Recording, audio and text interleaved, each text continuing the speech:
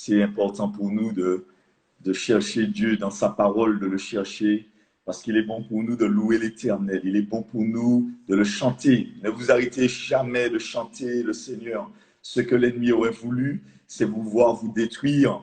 L'ennemi est là pour nous voir périr, pour nous voir découragés, pour nous voir embêtés, soucieux. Mais montre-lui que tu es fort avec ton Dieu. Montre-lui que tu es rempli du Saint-Esprit. Montre-lui ça, que la joie de l'Éternel sera ta force. Et même si parfois les situations perdurent, même si parfois elles sont compliquées, persévère. Persévère dans la foi, persévère dans la grâce de Dieu. Oui, prends un instrument, si tu as un instrument chez toi, ou bien demande à quelqu'un un instrument et commence à jouer, commence à apprendre. Tu peux apprendre plein de choses sur YouTube, on montre les accords. Il faut persévérer, il faut développer, Dieu a mis un potentiel en nous et tu peux le développer dans la prière, tu peux le développer dans l'adoration, dans vraiment cette joie de vivre. Il faut être joyeux, quoi qu'il arrive. Et même si, comme les premiers chrétiens, un jour on nous emmène au lion, il faut qu'on soit souriant.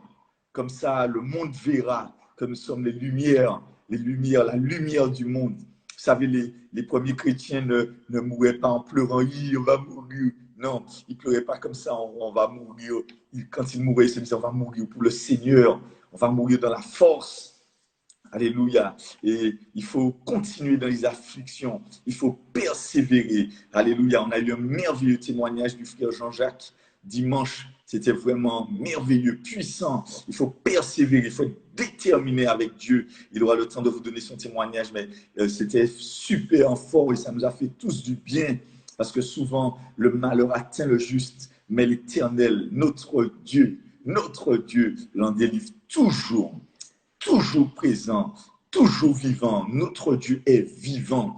Il est le roi des cieux, le maître de l'univers. Alors, on a commencé une série tous les matins à 9 heures sur la sexualité. Et c'est bien pour nous de pouvoir prendre la parole de Dieu, de se donner des bases. Alors, vous savez, je voulais vous dire que c'est important. Il faut comprendre que Dieu ne donne pas des commandements qui sont difficiles à vivre, difficiles à, continuer, à tenir. Oui, il pleut, je suis content pour ça. Alléluia. Le Seigneur entend nos prières. On avait demandé ça ce matin. On avait demandé la pluie et le Seigneur nous l'envoie. On va demander vraiment de fortes pluies pour pouvoir laver la terre, remplir les nappes phréatiques, remplir les courants d'eau. Donc voilà, les bien-aimés qui sont autour de la montagne Pelée, eux, ça va, je pense qu'ils auront toujours une source d'eau au moins pour faire le minimum. Et je crois que c'est très important. Vous savez, mes bien-aimés, je vous dis, je crois que vous êtes des privilégiés parce que ça va être compliqué pour tous ceux et celles qui n'ont pas le nom de Jésus dans le cœur. Ça va être compliqué pour eux. Je vous dis, mes bien-aimés, je ne suis pas un prophète apocalyptique, mais je sais que le temps sera très, très, très compliqué, très, très difficile, très dur. Je le sais, je le ressens. Les choses ne vont pas. C'est un manque, je pense, de révélation de dire que la vie va reprendre, les choses seront bien comme avant. Non, non, non, non, non. À partir là, on a basculé dans un autre temps. Donc voilà, soyez bénis, fortifiés, encouragés, continuez à prier. Cette semaine, on fera sans doute jeudi, vendredi ou vendredi et samedi en jeûne, en prière. Le samedi matin, je serai présent avec vous. Et le dimanche aussi, il y a quelqu'un qui va demander est-ce que dorénavant les cultes seront le samedi? Pour le moment, on fait le culte tous les jours. Hein, ça, c'est pas le problème.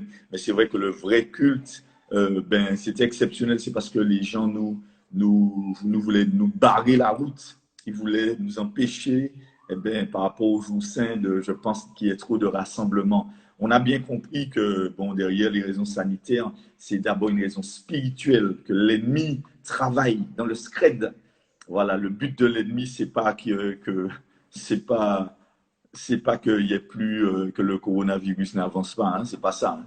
Le but de l'ennemi, c'est de tuer, de voler, d'égorger, de détruire. Il veut détruire l'Église, il veut détruire les couples.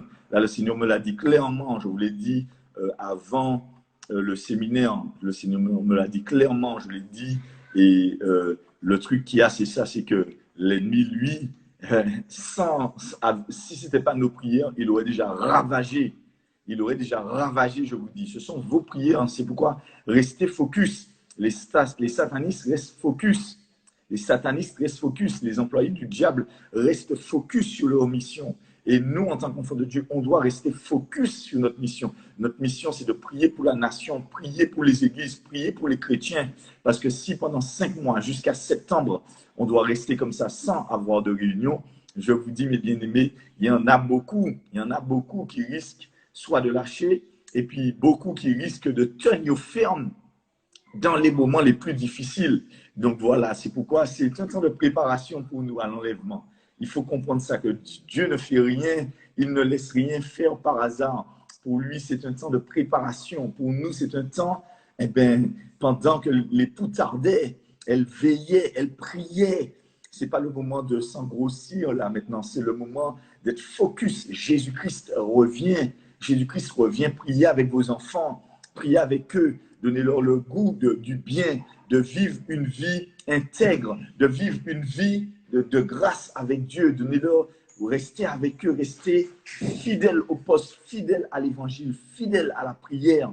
Moi, j'ai confiance en Dieu pour vous. Vous avez eu de très bons enseignements. Vous en avez encore, mais il faut rester fidèle. J'insiste ce matin. Alors voilà, ce matin, vraiment, je veux continuer avec... allons retourner dans 1 Corinthiens 7. Il faut comprendre, mes bien-aimés, que je vous parle, mais avec plus de 18 ans de mariage. D'accord? Je n'ai pas connu du tout ce que c'est que d'être gay, ni connu les femmes, courir les femmes, des choses comme ça. Je n'ai pas connu ça par la grâce de Dieu. Mais je peux vous dire que la sexualité, c'est quelque chose qui est important. Vous savez, quand un ingénieur passe les diplômes d'ingénierie, quand il fait ses études d'ingénierie, il passe peut-être 5-10 ans, je ne sais pas, 5-6 ans, ça dépend de sa spécialité. Et quand il passe les diplômes, ça ne veut pas dire qu'il est déjà ingénieur. Il a eu ses diplômes d'ingénieur. Quand quelqu'un a le permis de conduire, il dit j'ai mon permis, ça ne veut pas dire qu'il est un conducteur. C'est pourquoi on lui met un A, c'est qu'il est en apprentissage. Quand quelqu'un débute, ou bien dans la vie chrétienne, ou bien entend, écoute des enseignements, ça ne veut pas dire que parce qu'il a entendu les enseignements, tu peux écouter les meilleurs prédicateurs, les plus forts prédicateurs, les plus grandes stars d'Internet. Tu peux les écouter comme tu veux. Je te dis que mon frère, ma soeur, c'est pas là que tu es un chrétien affermi. Le meilleur, s'il vous plaît.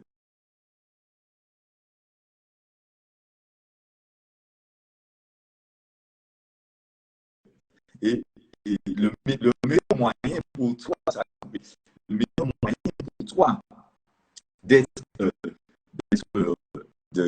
c'est quand tu le deviens.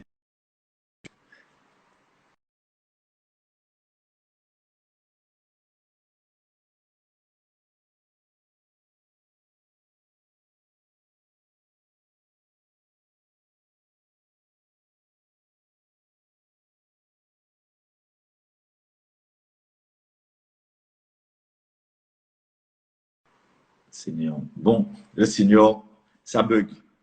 Oui, nous déclarons la victoire du sang de l'agneau. Le réseau. Si ça se trouve, s'il n'y a même plus Internet, voilà, c'était suspendu. Je pense que c'est le réseau qui travaillait. Oui, ça bug. Je sais. Je sais que ça bug. Voilà, ça revient tout doucement. Ça revient tout doucement. Alléluia. Merci Jésus.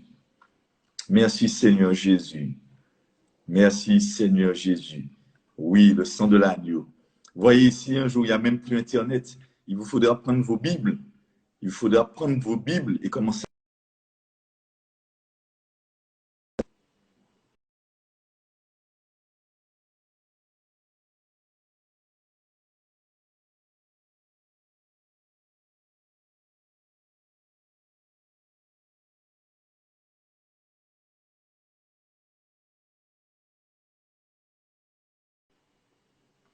Alléluia. Alléluia.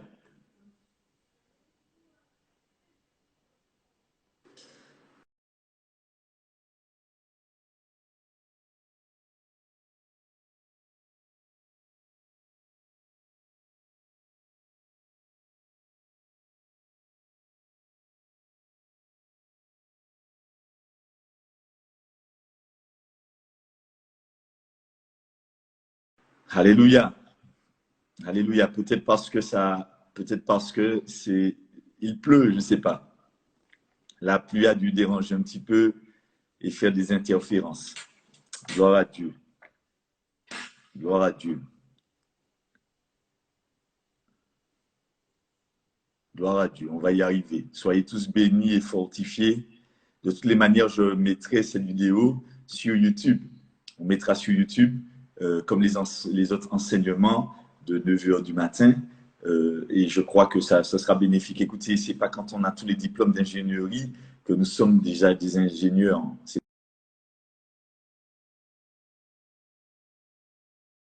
C'est avec la vie, l'expérience.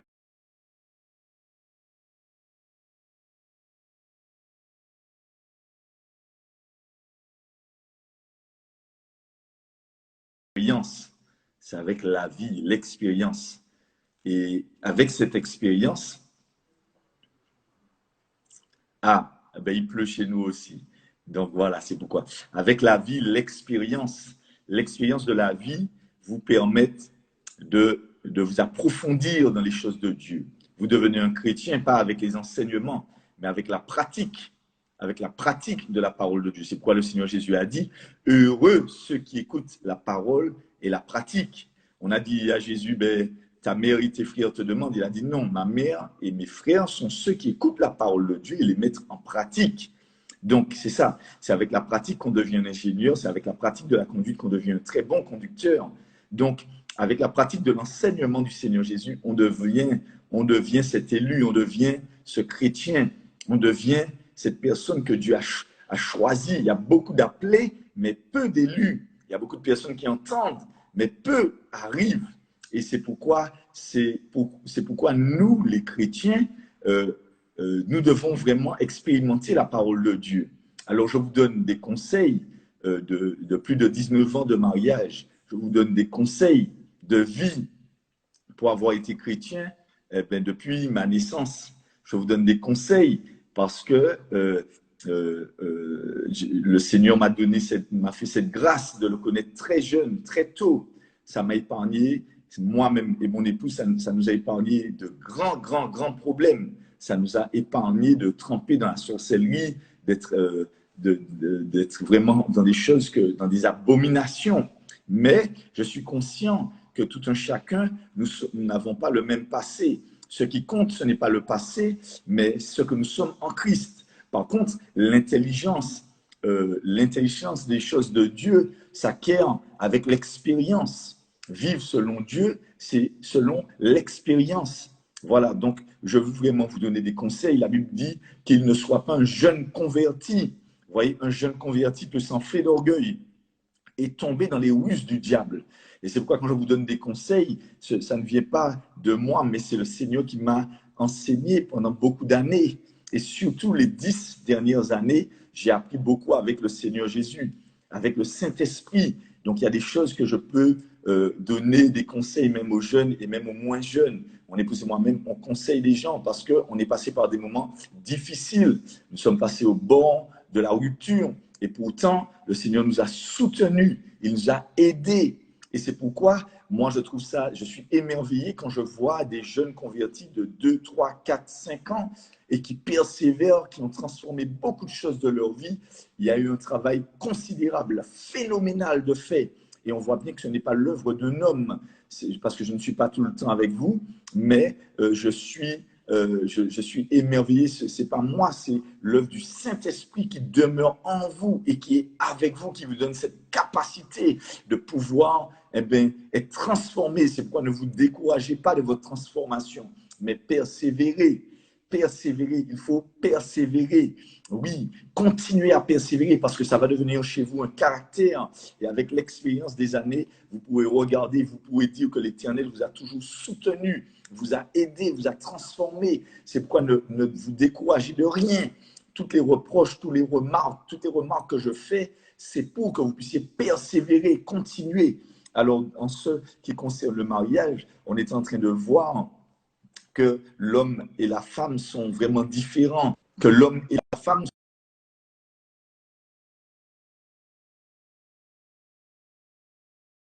sont différents. On était en train de voir que l'homme et la femme ont différentes manières d'aborder les choses. C'est vraiment la grâce de Dieu qui nous permet d'être instruits dans le mariage. Être dans le mariage, ce n'est pas une mince affaire, ce n'est pas une mince affaire, ce n'est pas rédichesse botable, comme on dit en créole. Ce n'est pas au cas venir là et puis ou marier ou bien. Non, non, non. Quand on rentre, il faut rentrer avec une mentalité de travail, une mentalité de persévérance, une mentalité remplie d'amour, remplie du Saint-Esprit. Et on avait vu hier qu'en ce qui concerne les choses, à partir du verset 1, on relit la parole de Dieu. Pour ce qui concerne les choses au sujet desquelles je vous ai écrites, 1 Corinthiens 7, à partir du verset 1. Je pense qu'il est bon pour l'homme de ne point toucher de femme. Toutefois, pour éviter la débauche, c'est-à-dire l'impudicité, l'immoralité sexuelle, que chacun ait sa femme et que chaque femme ait son mari, que le mari rende à sa femme ce qu'il lui doit et que la femme agisse de même envers son mari. Ce n'est pas la femme qui dispose de son corps, c'est son mari. De même, ce n'est pas le mari qui dispose de son corps, c'est sa femme.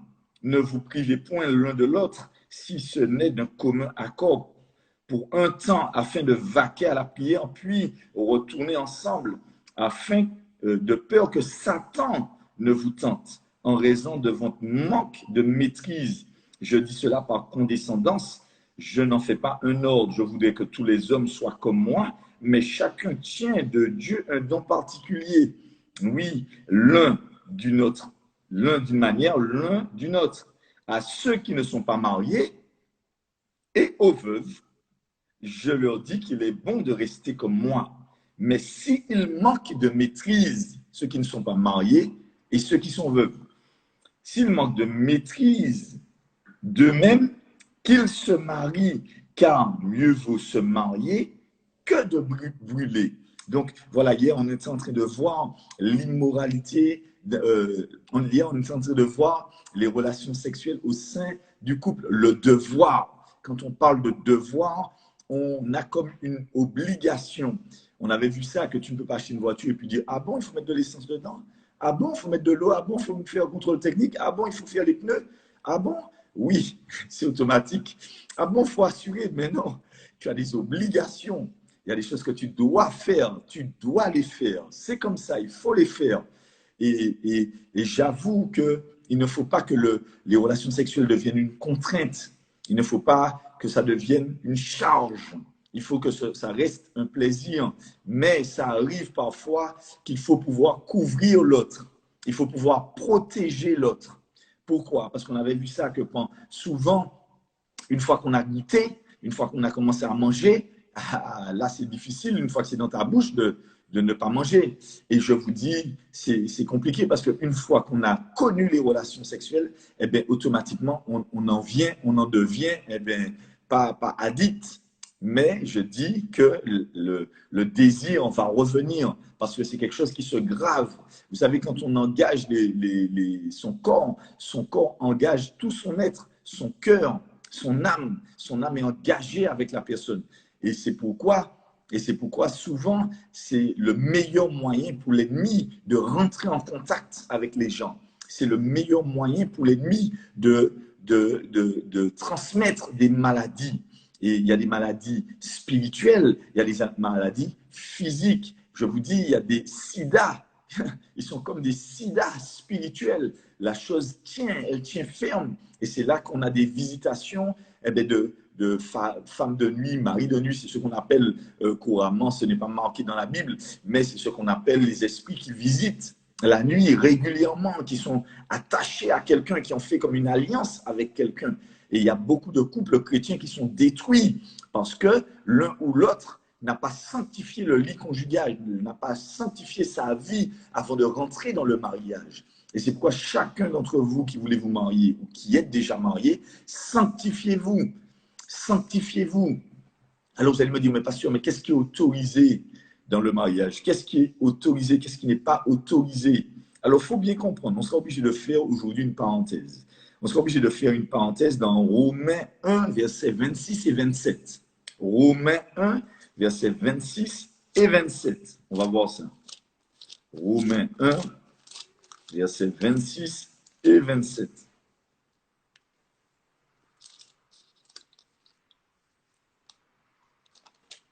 La Bible est claire dessus. C'est pourquoi Dieu les a livrés à des passions infâmes, car leurs femmes ont changé l'usage naturel en ce qui est contre nature.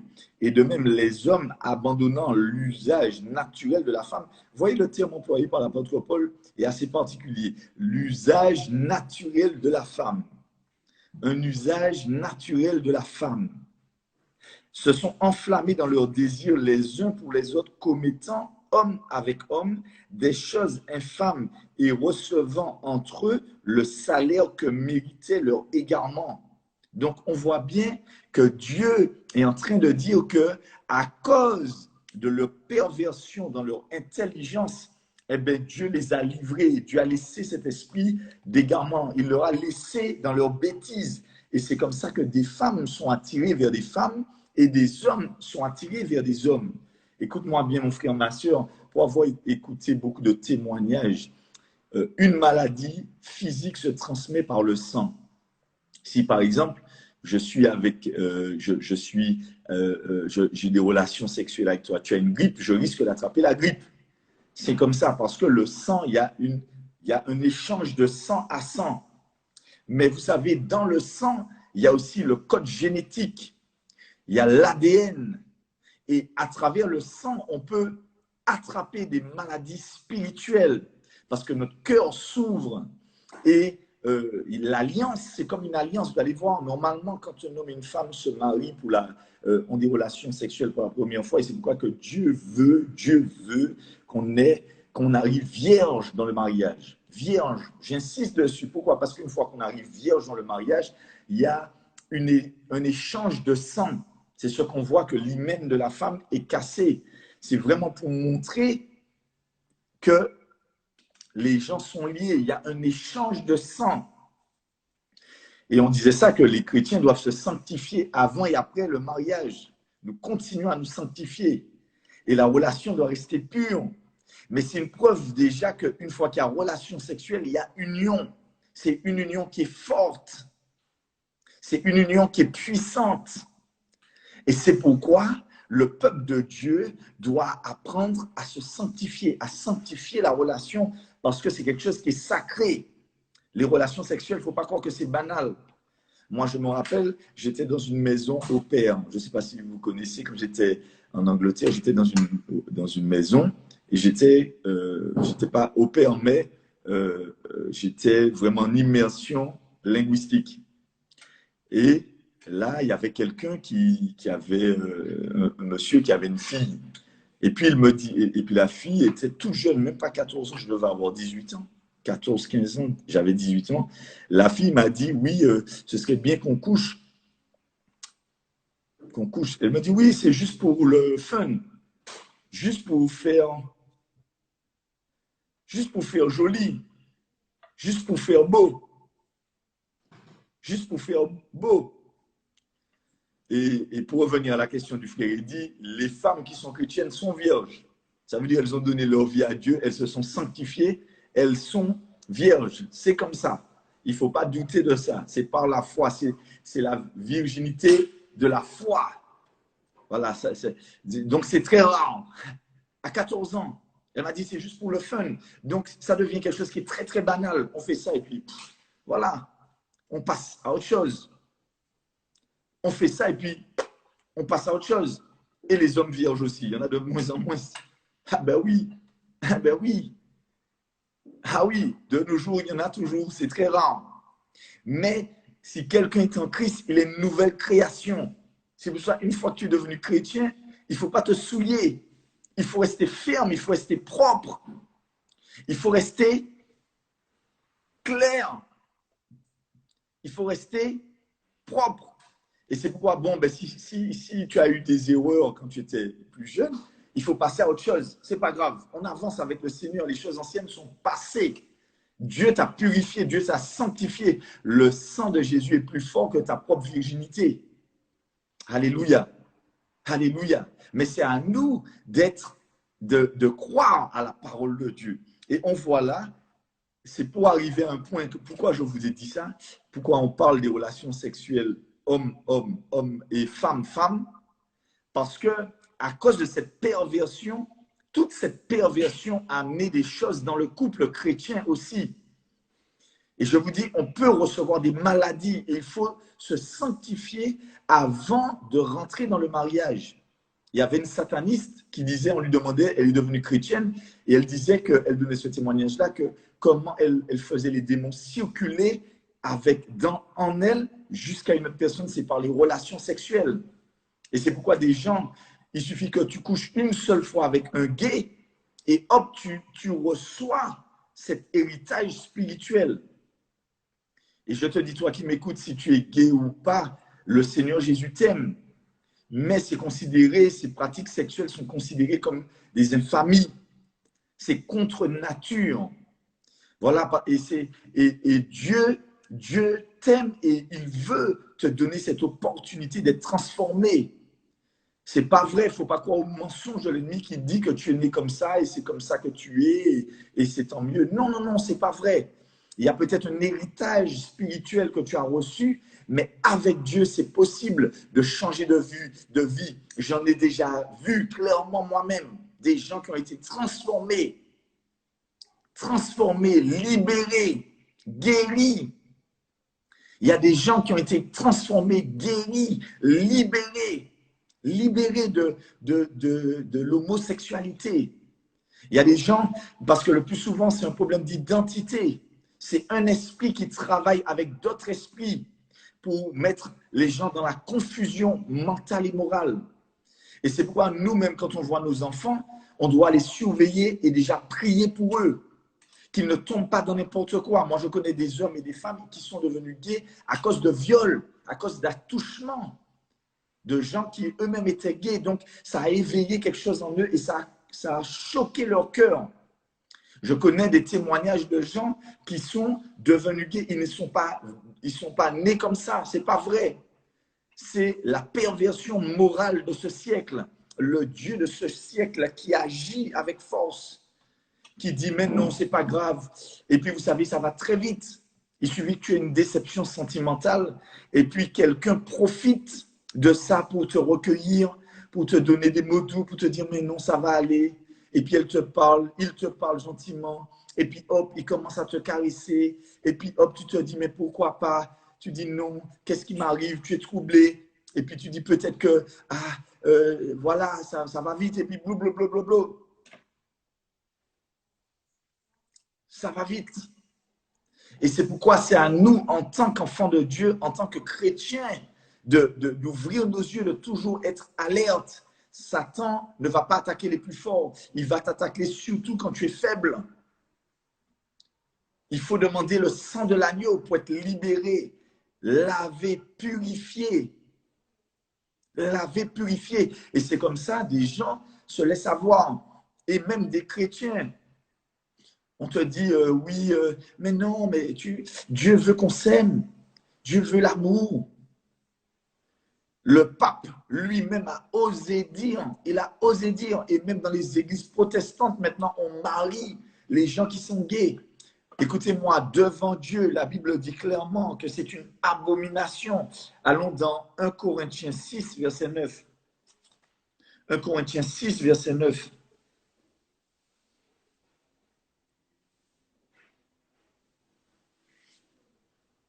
1 Corinthiens 6, verset 9, verset 10 aussi. Ne savez-vous pas que les injustes n'hériteront point le royaume de Dieu? Ne vous y trompez pas, ni les débauchés, ni les adultères, ni les idolâtres, ni les efféminés, ni les homosexuels, ni les voleurs, ni les cupides, ni les ivrognes, ni les outrageux, ni les ravisseurs n'hériteront le royaume de Dieu. C'est là ce que vous étiez, quelques-uns d'entre vous, mais vous avez été lavés, mais vous avez été sanctifiés, mais vous avez été justifiés au nom du Seigneur Jésus et par l'Esprit de notre Dieu. Tout m'est permis, mais tout n'est pas utile. Tout m'est permis, mais je ne me laisserai pas asservir par n'importe quoi. par quoi que ce soit. Donc, oui, exactement. C'est quand tu fais des confidences que les gens te déchirent. Exactement. Et c'est pourquoi il faut faire attention. Mais mes bien-aimés, je vous dis clairement que ce sont peut-être des choses graves, mais si quelqu'un est en Christ, c'est du passé. C'est du passé. Si quelqu'un est en Jésus, c'est du passé. Et c'est pourquoi il faut continuer à avancer. Il faut être fier de la relation qu'on a avec Jésus. Jésus a dit, va dire ce que le Seigneur a fait pour toi. Va dire ce que Jésus a fait pour toi. Et souvent, on voit des gens souffrir. On les voit souffrir, mais on ne sait pas ce qu'ils ont traversé. On ne sait pas ce qu'ils ont vécu. On ne sait pas ce qu'ils ont traversé, ce qu'ils ont vécu. Et c'est pourquoi on ne doit pas condamner qui que ce soit, mais on doit chercher à aider. On doit chercher à prier. Le Seigneur a dit, oui, va et ne pêche plus, mais on ne peut pas le faire par nous-mêmes, c'est uniquement par le Saint-Esprit. Parce que la chair a été habituée et maintenant, il n'y a plus aucune condamnation pour ceux qui sont en Jésus-Christ. C'est du passé, il faut avancer. Et à chaque fois que ça vient pour te persécuter, il faut dire non, je continue à avancer avec le Seigneur. Non, c'est pour ma correction, je me laisse corriger et j'avance avec mon Dieu. Mais je vous dis souvent, ça laisse des grosses traces. Ça laisse des cicatrices. Et quand vous regardez les homosexuels, les gays, quand vous regardez, souvent ils sont malheureux, ils sont tristes. Il y a une grande débauche. Il y a beaucoup d'infidélité. Il y a beaucoup de trahison. Il y a beaucoup même de suicides. Mais je veux te dire ce matin que Satan te lâche au nom de Jésus. Je veux te dire ce matin que tu es choisi de Dieu, qu'il n'y a pas de condamnation pour ceux qui sont en Jésus-Christ. Que tu vas sortir de ça parce que quand ton intelligence est renouvelée et que tu acceptes la parole de Dieu, ton corps, ton être va suivre. Oui, ton être va suivre. Et c'est comme ça qu'on chasse les démons, parce qu'il y a des démons de confusion.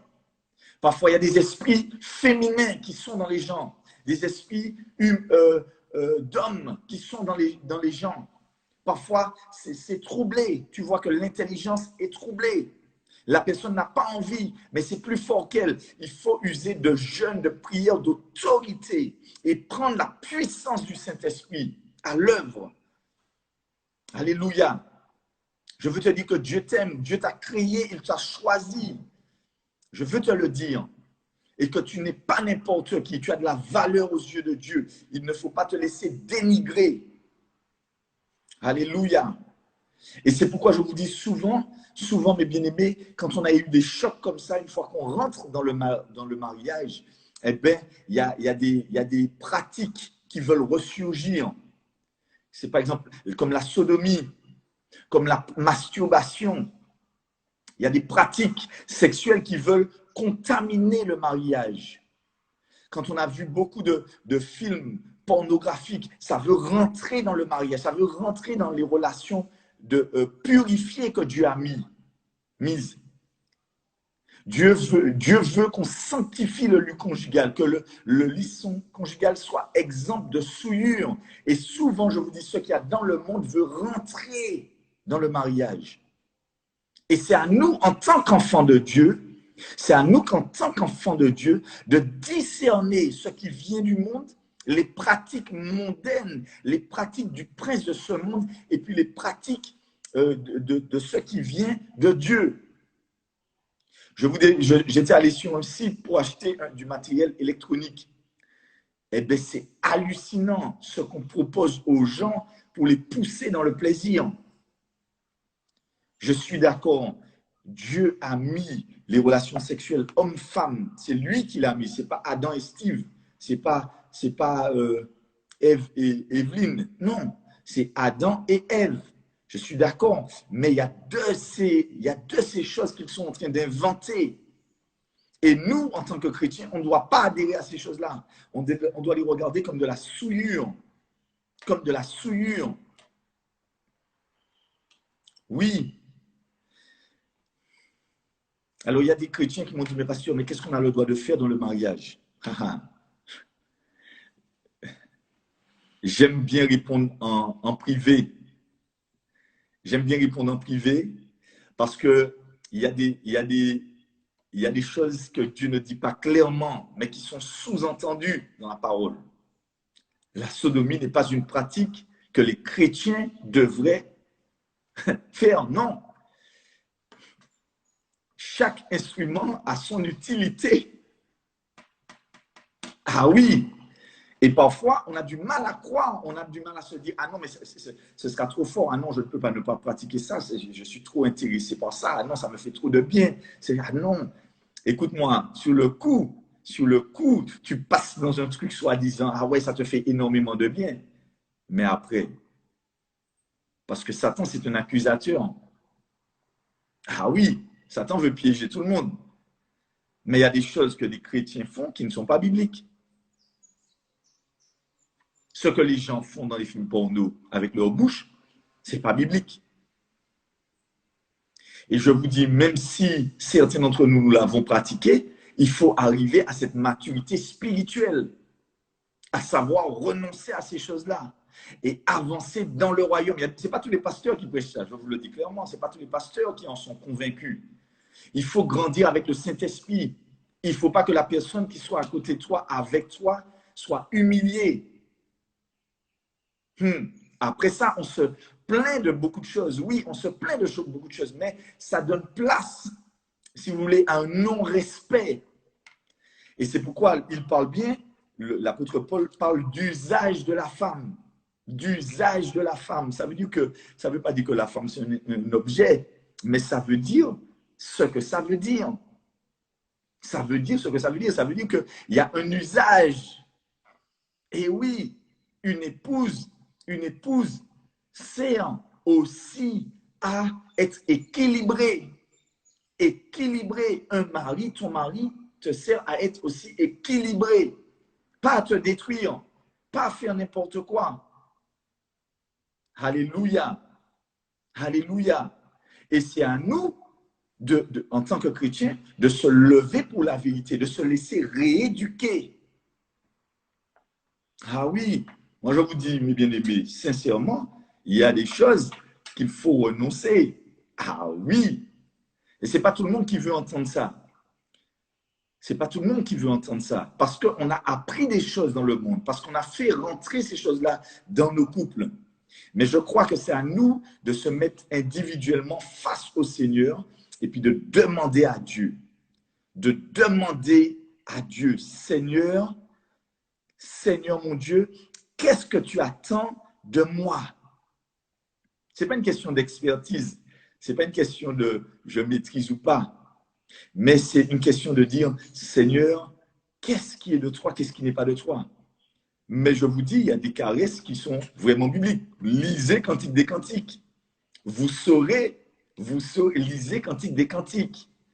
Cantique des Cantiques, nous montre, eh bien, en fait, que le plaisir vient souvent quand le cœur est libre, quand il y a de la complicité, quand il y a vraiment un amour qui est très fort.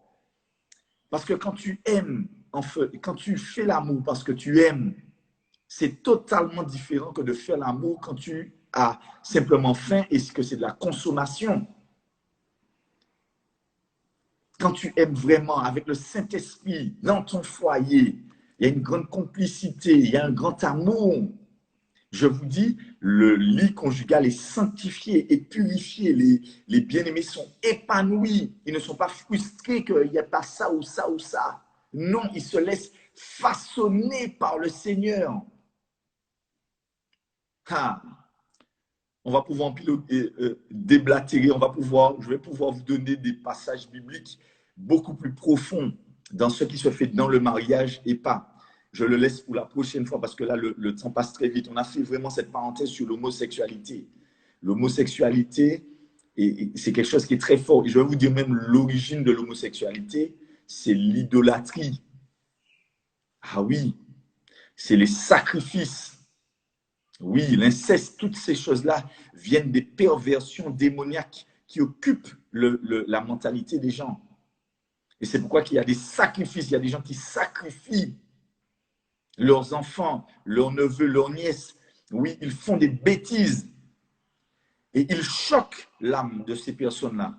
Mais au nom de Jésus, si tu as été choqué, je déclare que tu es guéri, restauré par le sang de l'agneau. C'est comme ça que tu vois des gens qui sont dans la boisson tout le temps, tout le temps. Ils fument pour essayer d'oublier parce que ça a créé un choc intérieur. Il y a certains, souvent, ils sont embêtés par des esprits comme ça pendant des années, malgré qu'ils sont chrétiens, parce qu'il y a eu comme un choc et Dieu veut les enseigner, Dieu veut les endurcir dans la parole, à ne plus faire confiance à leur âme, mais être renouvelés dans l'intelligence. Je vais te dire quelque chose, la parole de Dieu, une fois que tu l'acceptes, une fois que tu y crois, une fois que tu y adhères, une fois que tu l'as pris, une fois que tu y crois, mais vraiment que tu as confiance dans la parole de Dieu, la parole de Dieu dans ton esprit, dans ta tête, dans ton intelligence, va transformer ton être entier. Entièrement, il te nettoie, entièrement, il te lave. Jésus a dit à ses disciples, vous êtes purs parce que vous avez été lavés par la parole.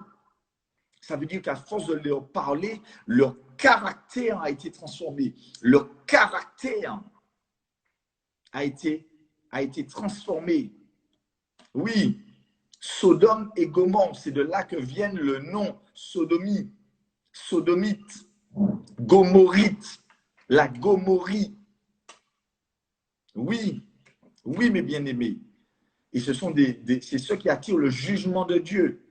Tout ce qui se passe dans le monde, c'est parce que c'était comme au temps de Sodome et Gomorrhe. Il y avait du n'importe quoi. Et pour stopper ça, Dieu a dû frapper. Mais croyez-moi, Dieu est un Dieu d'amour. Il aime les gens. Et il ne veut pas que les gens s'auto-détruisent. Mais au temps de Sodome et Gomorrhe, même les enfants voulaient coucher avec les anges. Ah oui, on enseignait ça même aux enfants.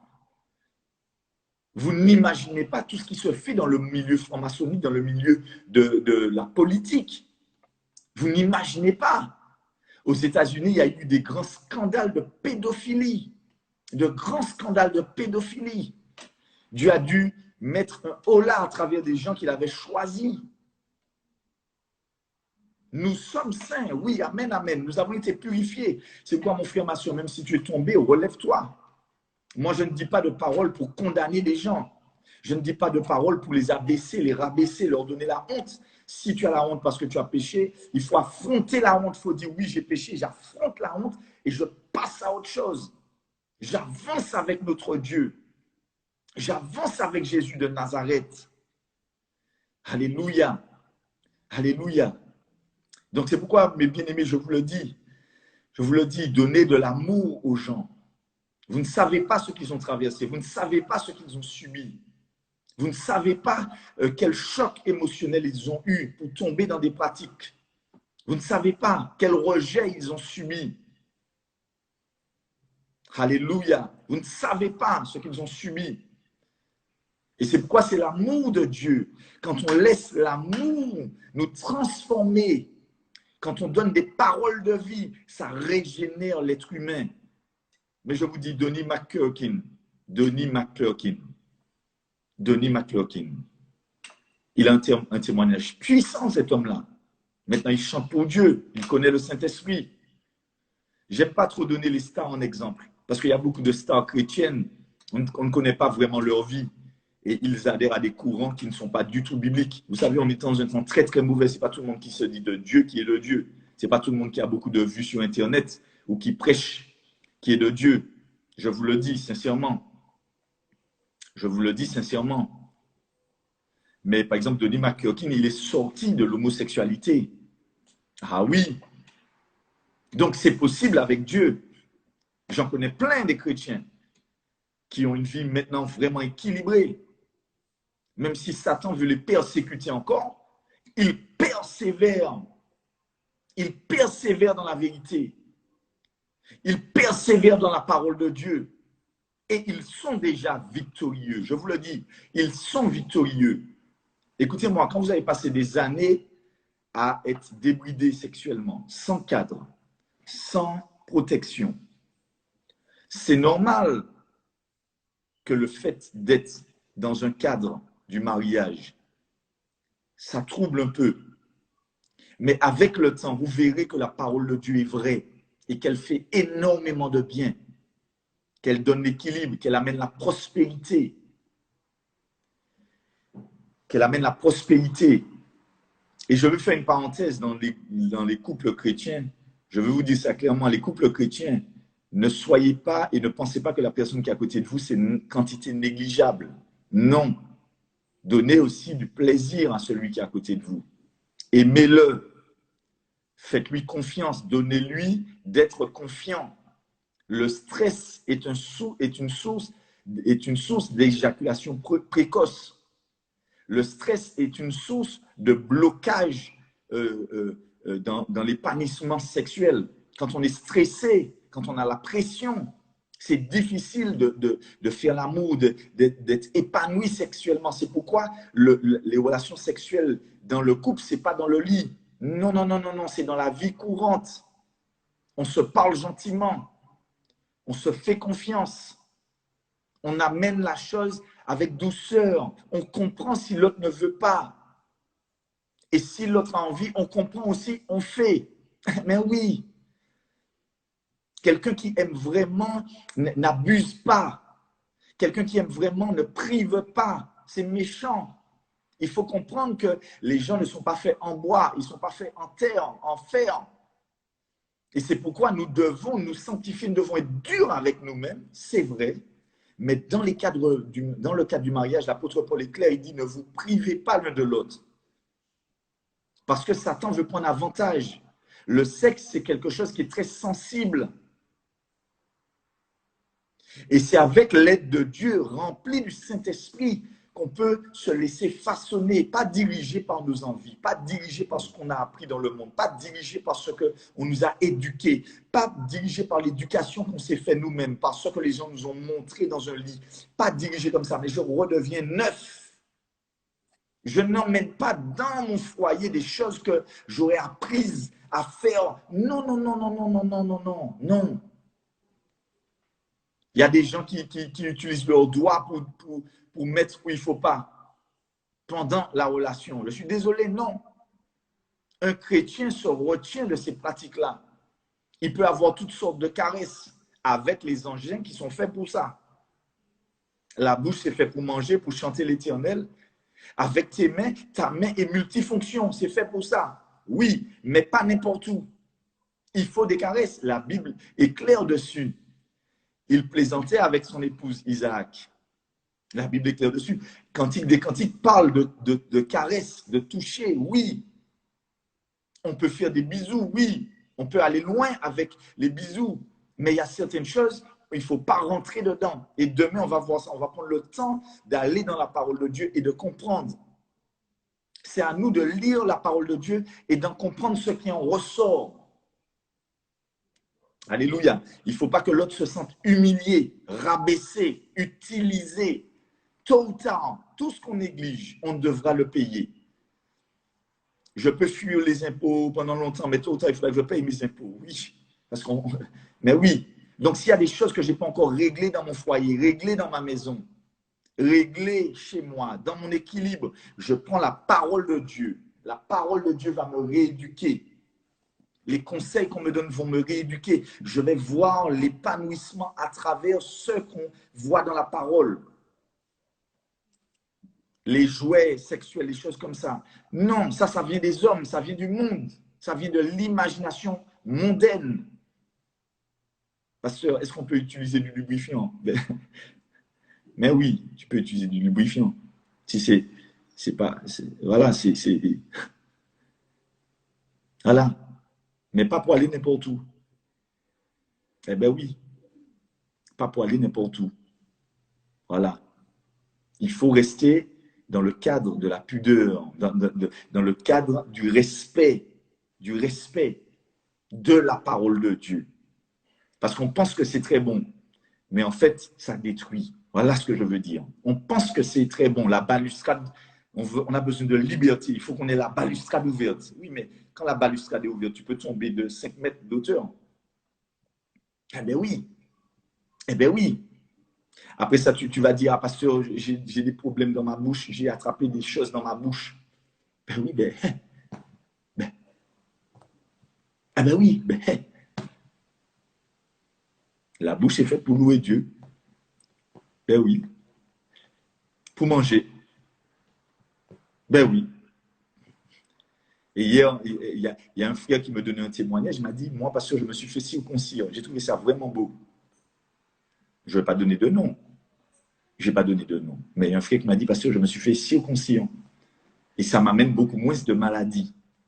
Je crois que c'est vrai.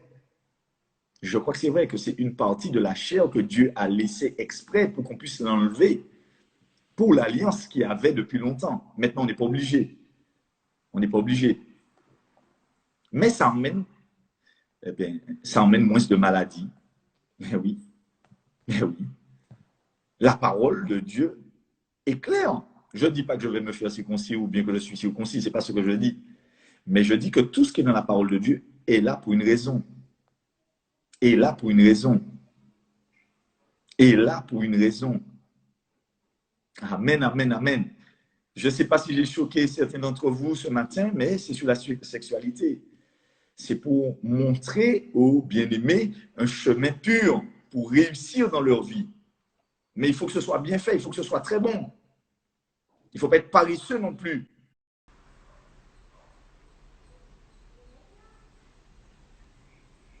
Alléluia. Alléluia, ça a du mal à fonctionner. Ça a du mal à fonctionner. Ça a du mal à passer.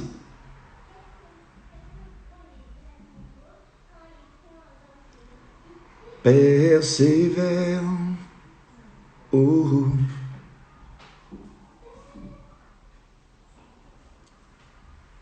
Alléluia. Soyez bénis et fortifiés dans le nom de Jésus. On va simplement terminer. On va terminer par la prière. On va terminer par la prière. On va demander à Dieu sa grâce, son bon esprit. Son bon esprit. On va demander au Seigneur son bon esprit, sa grâce. Parce que le Seigneur Jésus est vivant. Alléluia, gloire à Dieu. Soyez vraiment bénis, mes bien-aimés. Soyez fortifiés, encouragés. Soyez fortifiés, soyez encouragés, soyez bénis. Gardez la parole de Dieu, serrez-la dans votre cœur. Demandez au Seigneur. Demandez au Seigneur. Parlez à Dieu. Rentrez dans votre intimité avec le Seigneur. Dites-lui, Seigneur, vraiment, je veux marcher avec toi. Je veux me laisser convaincre, diriger. Je veux me laisser diriger par la foi, dirigé par l'Esprit Saint.